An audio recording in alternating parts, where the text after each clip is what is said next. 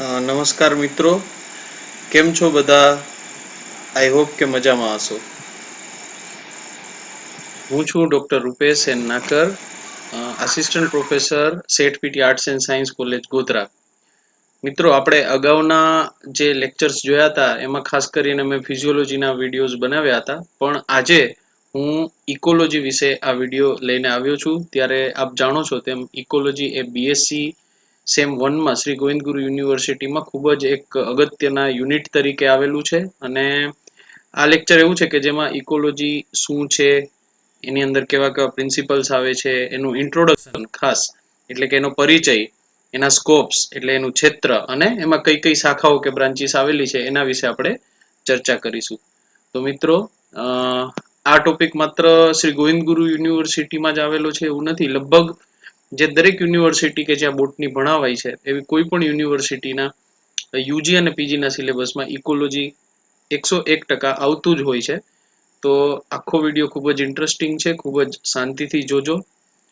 તો આપણે વધારે સમય ના વેડફતા સીધું લેક્ચર સ્ટાર્ટ કરીએ. Ecology, it's introduction, scope and branches. પરિસ્થિતિ વિદ્યા, એનો પરિચય, ક્ષેત્ર અને શાખાઓ. તો સૌથી પહેલા પરિસ્થિતિ વિદ્યા શું છે, એને અંગ્રેજીમાં તમે જાણો છો એમ ઇકોલોજી કહે છે.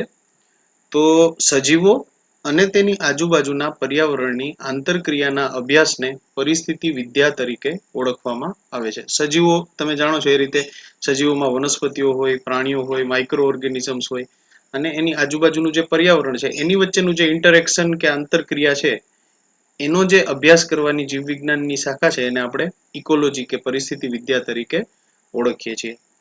મિત્રો, સૌપ્રથમ જર્મન વૈજ્ઞાનિક અર્નેસ્ટ હકેલે 1866માં ઇકોલોજી શબ્દ આપ્યો હતો. મૂળ ઇકોલોજી છે એ ગ્રીક ભાષાનો શબ્દ છે, જે આઇકોસ અને લોજી એમ બે શબ્દોથી બનેલું છે. આઇકોસ એટલે પોતાનો ઘર, જ્યારે લોજી એટલે અભ્યાસ કરવો. એટલે પોતાના જ ઘરનો અભ્યાસ કરવો એવું કંઈક એનું તારણ થઈ શકે. તો પરિસ્થિતિ વિદ્યા એટલે આપણી પૃથ્વી અને તેનું સરાઉન્ડિંગનો જ અભ્યાસ છે. ખાસ કરીને તમે ગ્રાસલેન્ડ ઇકોસિસ્ટમ વિશે વાત કરતા હો તો ગ્રાસલેન્ડ અને એનું આજુબાજુનું પર્યાવરણ. એ જ રીતે તમે ટેરેસ્ટ્રીયલ ઇકોસિસ્ટમ કે ઇકોલોજી વિશે વાત કરતા હો તો સ્થળ જ જે વાતાવરણ છે અને એની આજુબાજુનું જે પર્યાવરણ છે એનો અભ્યાસ હોય. એમ અલગ અલગ પ્રકારના જે છે સજીવો એ અલગ અલગ વાતાવરણમાં રહેતા હોય, તો એની આજુબાજુના પર્યાવરણ સાથેની આંતરક્રિયાનો અભ્યાસ છે એને આપણે ઇકોલોજી તરીકે ઓળખીએ છીએ. તો સજીવો અને તેના આજુબાજુના પર્યાવરણનો અભ્યાસ એટલે ઇકોલોજી અથવા તો પરિસ્થિતિ વિદ્યા. અહીંયા બાજુમાં જે તમે ચિત્ર જોવો છો એ અર્નેસ્ટ હકેલે સૌપ્રથમ ઇકોલોજી શબ્દ આપ્યો હતો. આ ઉપરાંત બે ખૂબ જ અગત્યના વૈજ્ઞાનિકો, કાર્લસ લિનિયસ કે જેને તમે ફાધર ઓફ ટેક્સોનોમી તરીકે ખાસ ઓળખો છો. બોટનીની અંદર બહુ બધા એણે ક્લાસિફિકેશન્સના ગ્રુપ તમને શીખડાવ્યા, અને એમનું વર્ક ખાસ ઇકોનોમી ઓફ નેચર છે એ ખૂબ જ જાણીતું છે. એટલે ઇકોલોજીની અંદર પણ એમનું કન્ટ્રીબ્યુશન એ ખૂબ જ યાદગાર છે. આ ઉપરાંત એલેક્ઝાન્ડર હમ્બોલ્ટ, એમણે બોટનિકલ જીઓગ્રાફીમાં ખાસ કામ કર્યું, અને 1767 થી 1835 સુધી એમનો જીવનકાળ રહ્યો. એ દરમિયાન ઇકોલોજી અને બોટની જેવા વિષય પર કાર્ય કરતા રહ્યા. આ ઉપરાંત પણ બહુ બધા બીજા વૈજ્ઞાનિકો છે કે જેમણે ઇકોલોજીના સ્ટાર્ટિંગ લેવલમાં ખાસ કરીને ઇકોલોજીની બાયોટિક, એબાયોટિક ફેક્ટર્સ, આ ઉપરાંત એનર્જી ફ્લો, ઇકોસિસ્ટમ વગેરે વિષયો પર કાર્ય કર્યું. પરંતુ આજે આપણે થોડા વૈજ્ઞાનિકો વિશે જ અહીં વાત કરી. બાકીના વિશે હું આગળના વિડીયોમાં પણ ક્યાંક ચર્ચા કરીશ. તો આપણે વિડીયોને આગળ લઈ જઈએ. પરિસ્થિતિ વિદ્યાનું ક્ષેત્ર, સ્કોપ કયા કયા છે પરિસ્થિતિ વિદ્યાના? તો જ્યારે આપણે કોઈ પણ સજીવની વાત કરતા હોઈએ તો એની સાથે સંકળાયેલા આર્થિક, સામાજિક અને રાજકીય પ્રશ્નોની પણ આપણે ચર્ચા કરતા હોઈએ. આર્થિક એટલે તમે જાણો છો એમ ઇકોનોમિક પ્રશ્નો. દરેક વસ્તુ છે એને આજકાલ આપણે ઇકોનોમી સાથે જોડતા હોઈએ છીએ. તો એ જ રીતે સોશિયલ જે લાઈફ છે એની સાથે પણ જોડતા હોઈએ. આ ઉપરાંત પોલિટિકલ પ્રશ્નો પણ હોય, જેમ કે અત્યારે ગ્લોબલ વોર્મિંગ છે તો એનું આર્થિક પણ ઇમ્પોર્ટન્સ છે, એ જ રીતે પોલિટિકલ અને સોશિયલ ઇમ્પોર્ટન્સ પણ છે, જેના વિશે આપણે ચર્ચા કરતા હોઈએ. પરિસ્થિતિ વિદ્યા છે એ ખાસ ખોરાક ઉત્પાદન, જંગલો, તૃણભૂમિ, આર્થિક વનસ્પતિ, પ્રાણીશાસ્ત્ર, વન્યજીવ સંરક્ષણ, પોલ્યુશન, આ ઉપરાંત બાયોલોજીના મહત્વના ક્ષેત્રો જેમ કે શહેરીકરણ, આરોગ્ય, દરિયાઈ વિજ્ઞાન વગેરે સાથે સીધું સંકળાયેલું છે. મિત્રો, પરિસ્થિતિકીય વિજ્ઞાન વ્યક્તિગત સંબંધથી શરૂ કરી અને સમુદાયોના અભ્યાસ સાથે સંકળાયેલું છે. માટે આ વિજ્ઞાન ખૂબ જ મહત્વનું છે અને સાયન્સમાં ખાસ કરીને બાયોલોજીમાં તેના ખૂબ જ સ્કોપ જોવા મળ્યા છે. હવે આપણે વધારે સ્કોપની વાત કરીએ. પરિસ્થિતિ વિદ્યામાં નીચેના લક્ષણોનો સીધો અભ્યાસ કરવામાં આવે છે. મિત્રો, કોઈ પણ એક સજીવ હોય એને આપણે લિવિંગ ઓર્ગેનિઝમ કહીએ, કે જે સજીવ ઓર્ગેનિઝમ એક જીનેટિકલી ડ્રાફ્ટેડ એક મટીરિયલ છે જેને આપણે લિવિંગ ઓર્ગેનિઝમ તરીકે ઓળખતા હોઈએ. એ પ્લાન્ટ હોઈ શકે, એનિમલ હોઈ શકે કે માઇક્રો ઓર્ગેનિઝમ હોઈ શકે. જ્યારે બધા સજીવો ભેગા થાય એક સરખા એક જ જાતિના, તો એ પોપ્યુલેશન અથવા તો વસ્તીની રચના કરતા હોય છે મિત્રો. હવે આ જ્યારે એક સરખી વસ્તી ધરાવતા સજીવો ભેગા થાય તો એ સમુદાયની રચના કરતા હોય છે.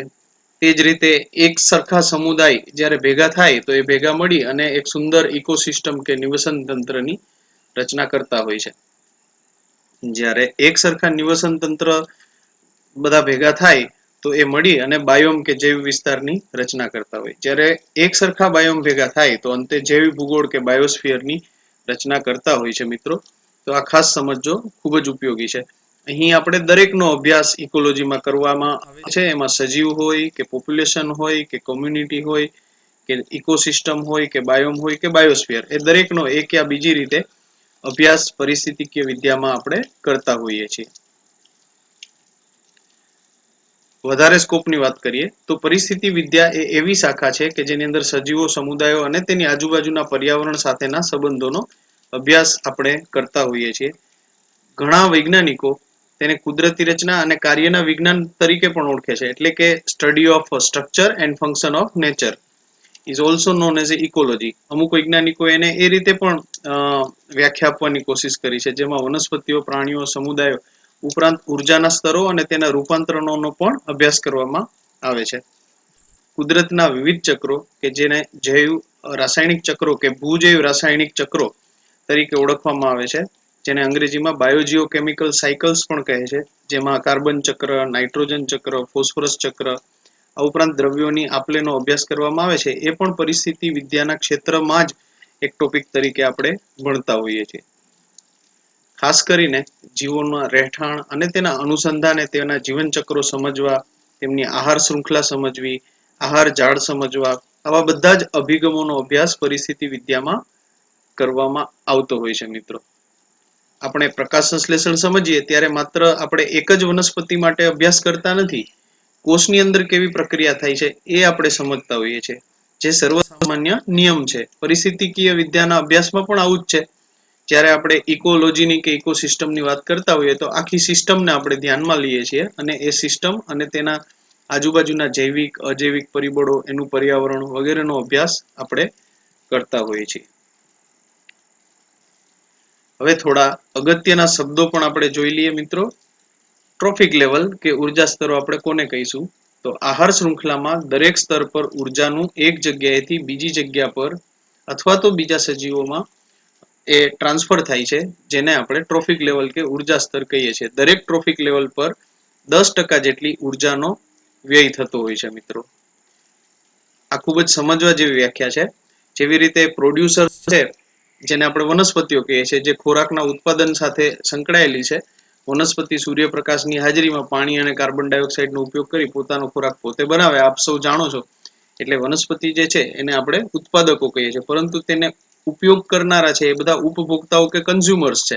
એટલે જ્યારે પ્રોડ્યુસર્સમાંથી કન્ઝ્યુમર્સમાં ઉર્જાનું રૂપાંતર થાય ત્યારે આ સંજોગોમાં 10% જેટલી ઉર્જા દરેક સ્તર પર ઘટતી જાય. જેમ કે પ્રાથમિક ઉત્પાદકો હોય ત્યાંથી દ્વિતીય ઉપભોક્તાઓ સુધી પહોંચે તો ત્યાં સુધીમાં 10% એમ ઘટતા ઘટતા છેલ્લે તૃતીય ઉપભોક્તાઓ પણ આવે, કે જેમાં સિંહ, દીપડા વગેરે, વાઘ જેવા મોટા પ્રાણીઓ હોય. આ સ્થળે પણ 10% જેટલી એનર્જી ઘટે. વળી પાછા ડિટ્રીવોરસ પણ આવે, કે જે વાઘ, સિંહ વગેરે મૃત્યુ પામે ત્યારબાદ એમને સડાવવાનું કામ કરે. ત્યાં પણ એનર્જીનો વ્યય થતો હોય. તો આ ઉર્જા સ્તરો છે એ ઇકોલોજીની અંદર ખૂબ જ મહત્વનો રોલ પ્લે કરતા હોય છે મિત્રો.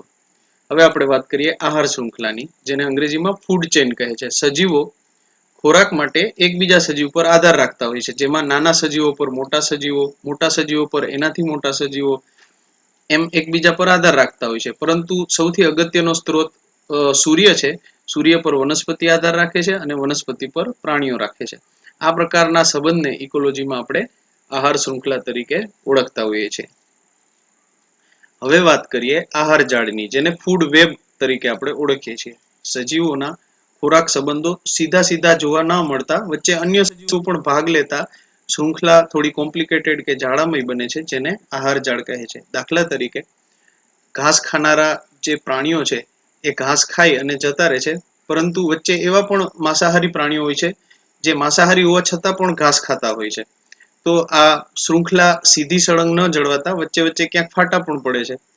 દાખલા તરીકે સાપને ખાનારા નોળિયો હોય છે, પરંતુ સાપને ઘણી વખત મોર પણ ખાઈ જતો હોય છે. તો આવા સંજોગોમાં કોઈ એક ફિક્સ ક્રાઇટેરિયા છે એ રહેતો નથી કે જેના લીધે તમે ફૂડ ચેઇન સરળતાથી બનાવી શકો. તો એક જાડું રચાય છે જેને આહાર જાળ કે ફૂડ વેબ તરીકે આપણે ઓળખતા હોઈએ છીએ. હવે વાત કરીએ ઉત્પાદકોની, જેને અંગ્રેજીમાં પ્રોડ્યુસર્સ કહે છે. પ્રોડ્યુસ એટલે કે જે ઉત્પન્ન કરે છે. તો વિશ્વની અંદર વનસ્પતિઓને ઇકોલોજીમાં પ્રોડ્યુસર તરીકે આપણે ઓળખતા હોઈએ છીએ. વનસ્પતિઓ સૂર્યપ્રકાશની હાજરીમાં પોતાનો ખોરાક પોતે બનાવે છે અને તેમના પર જ સમગ્ર સૃષ્ટિ ટકેલી છે, માટે તેમને ઉત્પાદકો કહે છે. મિત્રો, તમે જાણો છો એમ વનસ્પતિઓને અંગ્રેજીમાં ઓટોટ્રોપ્સ પણ કહે છે. ઓટોટ્રોપ્સ એટલે સ્વયંપોષી, પોતાની જાતે જ પોષણ મેળવનાર સજીવો. અને તેના પર હિટ્રોટ્રોપસ ઓર્ગેનિઝમ્સ એટલે કે પ્રાણીઓ બધા ટકેલા છે, કારણ કે ખોરાક માટે એક યા બીજી રીતે એને વનસ્પતિ પર આધાર રાખવો પડતો હોય છે. જો વનસ્પતિ પ્રકાશ સંશ્લેષણ કરીને ખોરાક ના બનાવે તો પ્રાણીઓને પણ ખોરાક મળે નહીં, અને નાના પ્રાણીઓ ઉપર મોટા પ્રાણીઓ આધારિત છે. આમ આખી આહાર શૃંખલા ખોરવાઈ જાય અને વનસ્પતિઓ ના હોય તો સૃષ્ટિ ટકી શકે નહીં. તો ઉત્પાદકો એટલે વનસ્પતિઓ. હવે વાત કરીએ ઉપભોક્તાઓની, જેને અંગ્રેજીમાં કન્ઝ્યુમર્સ તરીકે આપણે ઓળખીએ છીએ.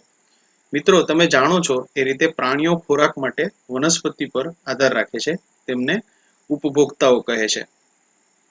એ ઉપભોક્તાઓ જો નાના સ્વરૂપમાં હોય તો પ્રાથમિક ઉપભોક્તાઓ કહે છે, જેને વનસ્પતિ પર સીધો આધાર રાખવો પડતો હોય છે.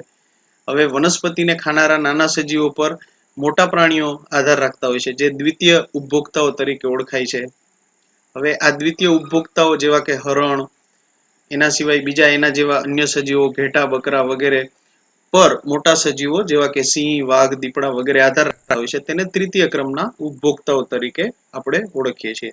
તો આ કન્ઝ્યુમર્સના બધા અલગ અલગ ટાઈપ્સ છે, જેને primary consumers, secondary consumers, tertiary consumers તરીકે આપણે ઓળખતા હોઈએ છીએ.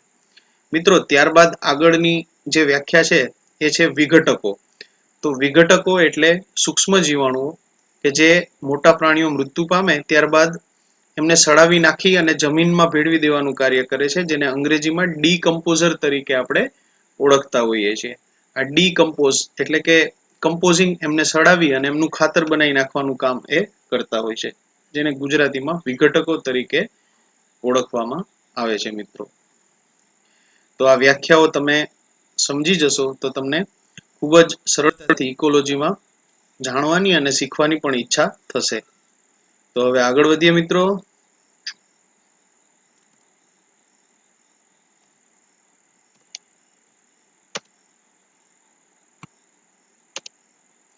મિત્રો, આપણે હમણાં જ જે સંબંધોની વાત કરી, જે ટર્મ્સ પણ શીખ્યા, એ અહીં ગ્રાફિકલ સ્વરૂપમાં દર્શાવવામાં આવ્યું છે. સૌથી પહેલા તમે પાયામાં જોશો, અહીં એક પિરામિડ બતાવેલો છે. પિરામિડના પાયામાં ઉત્પાદકો છે, જેને આપણે સ્વયંપોષી સજીવો અથવા તો વનસ્પતિઓ કહીએ છીએ, જે ઓટોટ્રોપ્સ અથવા પ્રોડ્યુસર્સ તરીકે ઓળખાય છે. સૂર્ય એ શક્તિનો મુખ્ય સ્ત્રોત છે. Sun uses energy to make its own food by photosynthesis. તો પ્લાન્ટ છે આ સનની એનર્જીનો ઉપયોગ કરી પોતાનો ખોરાક પોતે બનાવે છે, જે પ્રાથમિક ઉપભોક્તાઓ દ્વારા આ ખોરાકનો ઉપયોગ કરવામાં આવે છે.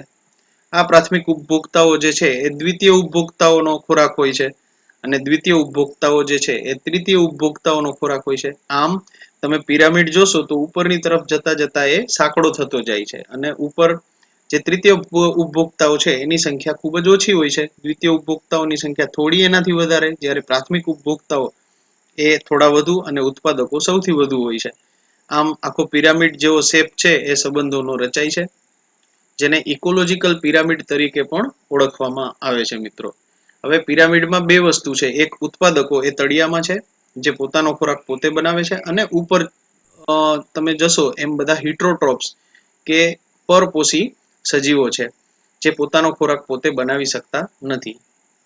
અહીં બે ફૂડ ચેન બતાવેલી છે, જેમાં એક તો સ્થળજ આહાર શૃંખલા જેને ટેરેસ્ટ્રીયલ ફૂડ ચેન કહે છે, અને બીજી દરિયામાં જોવા મળતી ફૂડ ચેન જેને મરીન ફૂડ ચેન તરીકે આપણે ઓળખીએ છીએ. સ્થળજની અંદર તમે જુઓ તો વનસ્પતિઓ પ્રાઇમરી પ્રોડ્યુસર્સ છે, એટલે કે પ્રાથમિક ઉપભોક્તાઓ છે, તે પોતાનો ખોરાક પોતે બનાવે છે.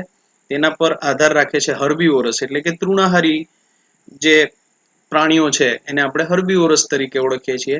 તેને પ્રાથમિક ઉપભોક્તાઓ પણ કહે છે. તેમના પર કાર્નિવોરસ ઉંદર જેવા જે છે એ પ્રાથમિક અને દ્વિતીય ઉપભોક્તાઓ છે આધાર રાખતા હોય છે. ત્યારબાદ તૃતીય ઉપભોક્તા તરીકે સાપ જેવા પ્રાણીઓ આવે છે, અને અંતે ઘુવડ જેવા પ્રાણીઓ જે છે એ ચતુર્થક ઉપભોક્તા તરીકે કાર્ય કરતા હોય છે. તો આ પ્રકારની શૃંખલા જે છે એ સ્થળજ નિવસન તંત્રમાં સામાન્ય રીતે જોવા મળતી હોય છે. હવે જો આપણે દરિયાઈ આહાર શૃંખલાની વાત કરીએ તો ફાઇટોપ્લાન્ક્ટોન્સ એટલે કે ખૂબ જ નાના નાના સૂક્ષ્મજીવો છે, નાની વનસ્પતિઓ છે, જેની પર ઝૂ પ્લાન્ક્ટોન એટલે કે નાના નાના પ્રાણીઓ આધારિત હોય છે ખોરાક માટે. અને આ નાના પ્રાણીઓ પર માછલી જેવા કાર્નિવોરસ પ્રાણીઓ છે એ આધારિત હોય છે. એના પર બીજી માછલીઓ આધારિત હોય છે કે જે એક માછલી બીજી માછલીને ખાઈ જતી હોય, અને તેના પર તૃતીય ક્રમની માછલીઓ પણ આધાર રાખતી હોય છે. આમ મરીન ફૂડ ચેન એમાં પણ આ આહાર શૃંખલા તમને જળવાતી જોવા મળે છે મિત્રો.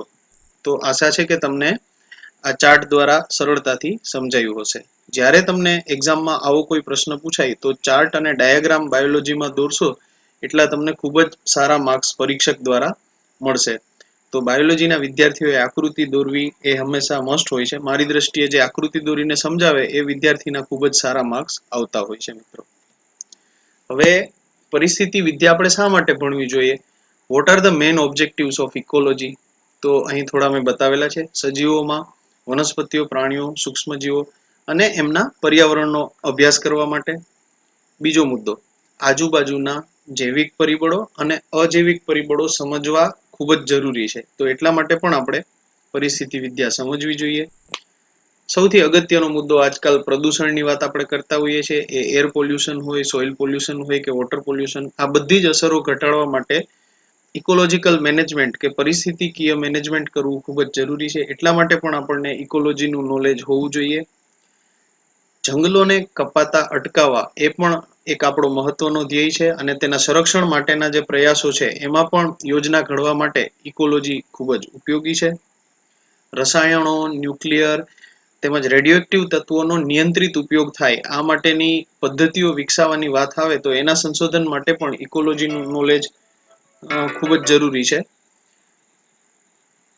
મનુષ્ય અન્ય સજીવોની સુખાકારી માટે વૈજ્ઞાનિક રસ્તાઓ અને અન્ય વિજ્ઞાનની જ્યાં હેલ્પ લેવાની વાત આવે ત્યાં પણ આપણે ઇકોલોજી છે એની મદદ લઈ શકીએ છીએ.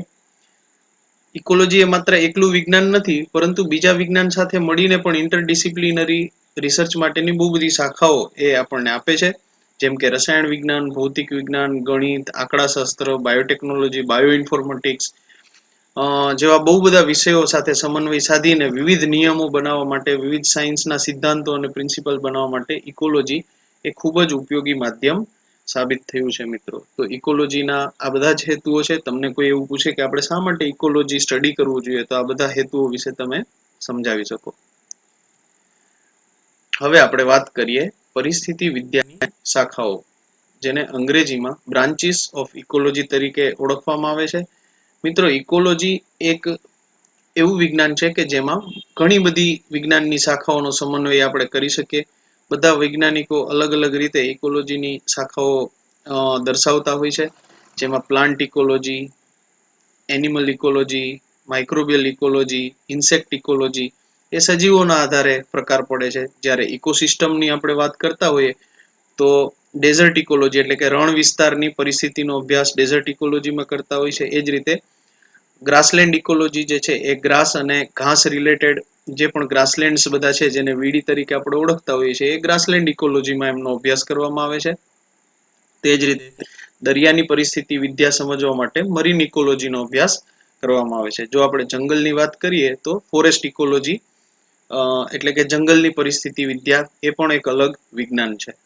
હવે ક્લાઇમેટના આધારે જો વાત કરવાની આવે તો આર્કટિક, આપ જાણો છો એ રીતે આર્કટિક જે વિસ્તાર છે ત્યાં ખૂબ જ અલગ પ્રકારના લક્ષણો જોવા મળે છે. તો એની ઇકોલોજી છે એ આર્કટિક ઇકોલોજી તરીકે ઓળખાય છે. તે જ રીતે ધ્રુવીય વિસ્તારોની ઇકોલોજી સમજવા માટે પોલર ઇકોલોજીનો સમાવેશ કરવામાં આવે છે. ટ્રોપિકલ વિસ્તારો છે એમને સમજવા માટે ટ્રોપિકલ ઇકોલોજી એ ખૂબ જ જાણીતું છે. હાલ ઇકોલોજીમાં ઘણી બધી ટેકનિક્સનો પણ યુઝ કરવામાં આવે છે, જેના આધારે વિવિધ સિદ્ધાંતો આપણે તારવી શકતા હોઈએ. તેમાં જો ફિલ્ડનું કામ હોય તો ફિલ્ડ ઇકોલોજી, જેને તમે ગણતરી અને માપન રિલેટેડ જો વિજ્ઞાન અથવા એના પ્રિન્સિપલ્સ યુઝ કરો તો ક્વોન્ટિટેટિવ ઇકોલોજી. આ ઉપરાંત ગણી ના શકાય એવા જો સિદ્ધાંતો હોય અને માત્ર રંગ, ત્વચા, સરફેસ વગેરેની વાત કરતા હોય તો ક્વોલિટેટિવ ઇકોલોજી. આ ઉપરાંત થિયોરોટિકલ ઇકોલોજી પણ એને કહેવામાં આવે છે. તો આ તો વાત થઈ ટેકનિક્સ જે યુઝ કરે છે એની મદદથી કયા કયા ઇકોલોજી હોય છે એની. હવે વાત કરીએ સ્કોપના અનુસંધાને ઇકોલોજીના કયા કયા આપણે વિજ્ઞાન પાડી શકીએ. તો એમાં પોપ્યુલેશન ઇકોલોજી. પોપ્યુલેશન એટલે એક સરખા સજીવોનું જૂથ, જેને આપણે વસ્તી પણ ગુજરાતીમાં કહીએ છીએ. એ જ રીતે કમ્યુનિટી એટલે કે સમુદાય ઇકોલોજી. બિહેવિયરલ ઇકોલોજી એ પણ એક ખૂબ જ જાણીતું વિજ્ઞાન છે. તે જ રીતે સિસ્ટમ કેવી રીતે ચાલે છે, જેમાં બાયોજીઓ કેમિકલ સાયકલ અને અન્ય સિસ્ટમ્સનો પણ આપણે સમાવેશ કરતા હોઈએ છીએ. જુદી જુદી પ્રક્રિયાઓના આધારે જીનેટિક ઇકોલોજી કે જે જીનેટિક્સ અને જીન્સ વિશે માર્ગદર્શન આપે છે. ઇવોલ્યુશન અંગે જાણકારી માટે ઇવોલ્યુશનરી ઇકોલોજી. ત્યારબાદ કેમિકલ્સ સાથે ઇકોલોજીને જોડીને કેમિકલ ઇકોલોજી બનાવવામાં આવ્યું છે. આ ઉપરાંત આગની બનતી ઘટનાઓ, ખાસ કરીને જંગલમાં અને પર્વતોમાં ખૂબ આગ લાગતી હોય તો તેના પહેલાની અને પછીની ઇકોલોજી કેવી છે એ સમજવા માટે ફાયર ઇકોલોજી પણ અગત્યનો એક વિજ્ઞાન તરીકે સાબિત થયું છે. જમીન વિશે જાણવા માટે સોઇલ ઇકોલોજી અગત્યની છે. સ્પેશિયલાઇઝેશનના આધારે મોલિક્યુલર ઇકોલોજી, જે આજકાલ ખૂબ જ જાણીતું અને એડવાન્સ એક વિજ્ઞાન છે. તેમાં મોલિક્યુલર લેવલ પર ખાસ કરીને ડીએનએમાં કેવા કેવા ફેરફારો અને વિકૃતિ આવે છે એ સમજવા માટે મોલિક્યુલર ઇકોલોજીનો સહારો વૈજ્ઞાનિકો લેતા હોય છે. માઇક્રો અને મેક્રો ઇકોલોજી. એ જ રીતે લેન્ડસ્કેપ ઇકોલોજી, કે લેન્ડસ્કેપિંગ પણ એક સારો એવો એગ્રીકલ્ચરનો વિષય આજકાલ જાણીતો બન્યો છે. તો લેન્ડસ્કેપ એટલે જમીનની સ્થિતિ અને એના અનુસંધાને લેન્ડસ્કેપ ઇકોલોજી સમજવી ખૂબ જ જરૂરી છે. આ ઉપરાંત એન્વાયરમેન્ટના આધારે applied ecology, conservation ecology, restoration ecology, ઉપરાંત સ્પેસ ઇકોલોજી અને બીજી ઘણી બધી બ્રાન્ચીસ એવી છે કે જે ઇકોલોજીમાં તમે એને સમાવેશ કરી શકો. આપણે મિત્રો આગળ જ વાત કરી તે રીતે ભૌતિક વિજ્ઞાન, રસાયણ વિજ્ઞાન, એના ઉપરાંત ગણિત, આંકડાશાસ્ત્ર, બાયો ઇન્ફોર્મેટિક્સ, બાયોસ્ટેટિસ્ટિક્સ, બાયોકેમિસ્ટ્રી, બાયોટેકનોલોજી, દરેક સાથે તમે પરિસ્થિતિ વિદ્યાને જોડી શકો અને નવા નવા વિજ્ઞાન પ્રસ્થાપિત કરી શકો. અને એની દરેકે દરેકની શાખાઓ આજકાલ ખૂબ જ જાણીતી બની છે. તો ઇકોલોજી આ બધાના મૂળમાં રહેલું છે મિત્રો. હવે આપણે જે વાત કરીએ ને થોડું સમજવાની કોશિશ કરીએ. બ્રાન્ચીસ ઓફ ઇકોલોજીમાં સજીવના પ્રકારને અનુલક્ષીને કયા કયા છે. તો સજીવના પ્રકારોને અનુલક્ષીને 3 પ્રકાર સામાન્ય રીતે જોવામાં આવે છે, જેમાં વનસ્પતિ, પ્રાણી અને સૂક્ષ્મ જીવાણુ પરિસ્થિતિ વિદ્યાનો સમાવેશ થાય છે.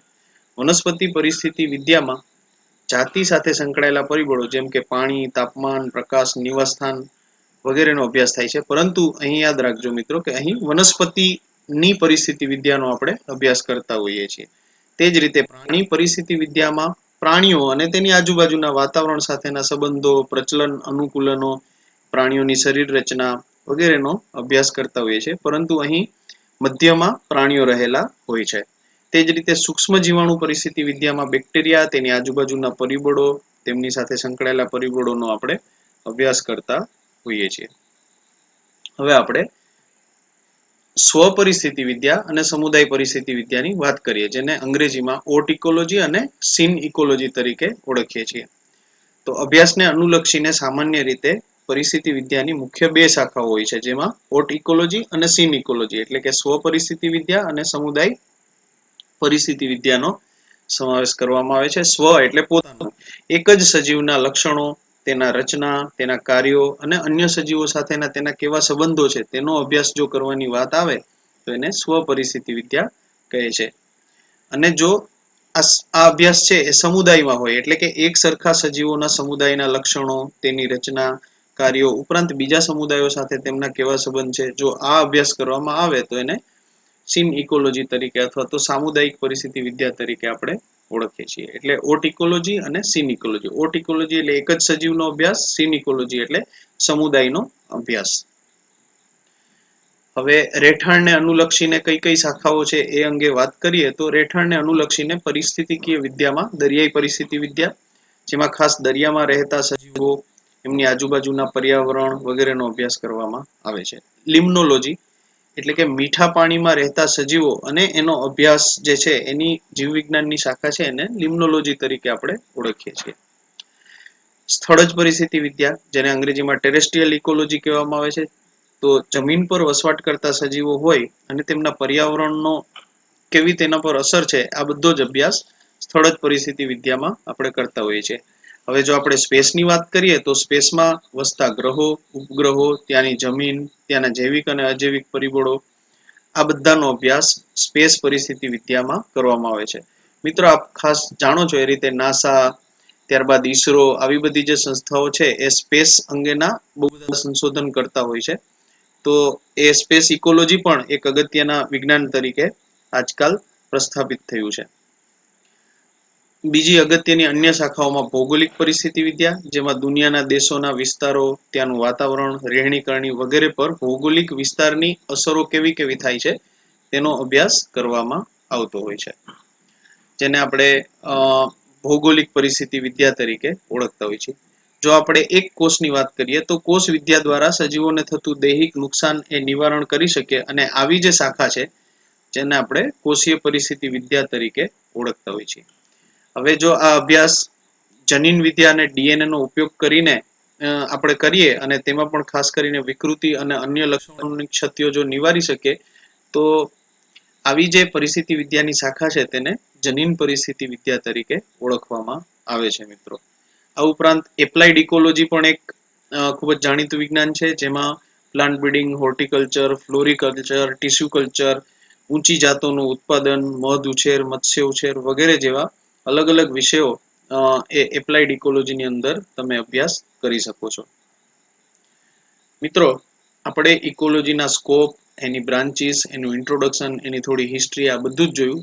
છતાં પણ કોઈ પણ નોલેજ એ પૂરતું હોતું નથી. Knowledge has no boundaries. તો તમે જ્યારે પણ કોઈ પણ વિષય તૈયાર કરતા હોય તો તમારે એના રિલેટેડ રેફરન્સીસ પણ જોઈ જવા જોઈએ. થોડા મેં રેફરન્સ તમને બતાવ્યા છે, જેમાં બેન્દ્રે અને કુમારની બુક છે, દાસદત્તા ગાંગુલી ઓલ ટાઈમ ફેવરિટ, પીડી શર્મા, ત્યારબાદ મને એક નીરજ સિંઘ અને શર્માની બુક પણ ગમે છે, જે એન્વાયરમેન્ટલ સાયન્સ અને એગ્રો ઇકોલોજી રિલેટેડ છે. તો આ બધા રેફરન્સ તમે ખાસ જોઈ જજો મિત્રો. અને આપ સૌનો ખૂબ ખૂબ આભાર. આપે વિડીયો શાંતિથી જોયો. છતાં પણ તમને કાંઈ પણ પ્રશ્ન હોય તો તમે નીચે કમેન્ટ બોક્સમાં જરૂર લખજો. અને હા, ઇકોલોજીનું ઇન્ટ્રોડક્શન, આ લેક્ચર તમને કેવું લાગ્યું એના વિશે પણ તમે ખાસ લખજો. અને યસ, તમને જો ગમ્યું હોય તો ચેનલને લાઈક કરજો, તમારા જેવા ઇન્ટરેસ્ટેડ વિદ્યાર્થીઓને શેર પણ કરજો, અને મારી ચેનલને સબસ્ક્રાઇબ કરજો, જેથી મને વધારે સારા વિડીયો બનાવવા માટે મોટિવેશન મળશે. Thank you. Have a great day. આવજો. Bye by.